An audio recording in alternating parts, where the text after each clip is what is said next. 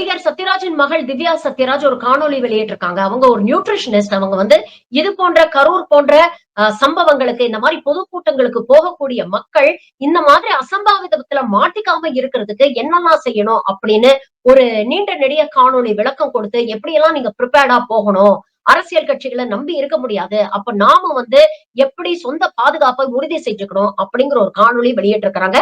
உண்மையிலேயே அவங்களுக்கு பாராட்டுகள். ஆனா இது எல்லாத்தையும் தாண்டி இது போன்ற தற்கொலைகள் நடத்த கூட்டத்துக்கு போகாம இருக்கிறது தான் சிறப்பு.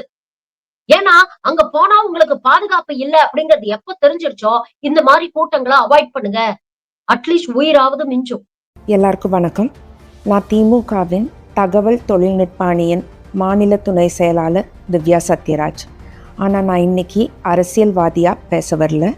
ஒரு நியூட்ரிஷனிஸ்டாக, ஒரு ஊட்டச்சத்து நிபுணராக சில விஷயங்கள் சொல்லணும்னு தோணுச்சு. கரூர் கூட்டம் மாதிரி ஒரு கூட்டத்தில் நீங்கள் ரொம்ப நேரம் வெயிலில் நிற்கும்போது உங்கள் சுகர் லெவல்ஸ் ட்ராப் ஆகலாம், நீங்கள் டீஹைட்ரேட் ஆகலாம், ஃபெயிண்ட் ஆகலாம். சுகர் லெவல்ஸ் ட்ராப் ஆகாமல் இருக்கிறதுக்கு நீங்கள் ஒரு சாக்லேட்டோ ஸ்வீட்டோ கையில் எடுத்துக்கலாம்.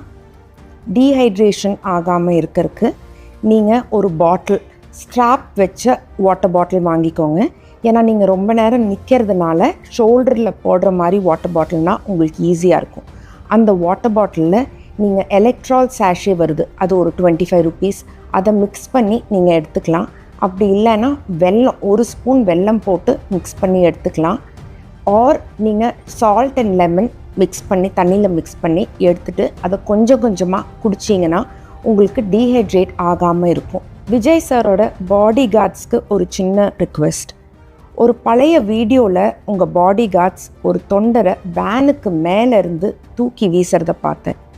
அந்த பையனுக்கு ஸ்பைனல் கார்டு இன்ஜுரி ஆயிருந்தாலோ, ஹெட் இன்ஜுரி ஆயிருந்தாலோ, அவன் கோமாக்கு போயிருந்தாலோ அவனுக்கு லைஃபே போயிருக்கும்.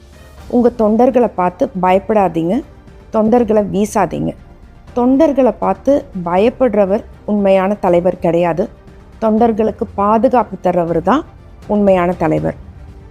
மக்களை ஆளணும்னு நினைக்கிறவர் உண்மையான தலைவர் கிடையாது.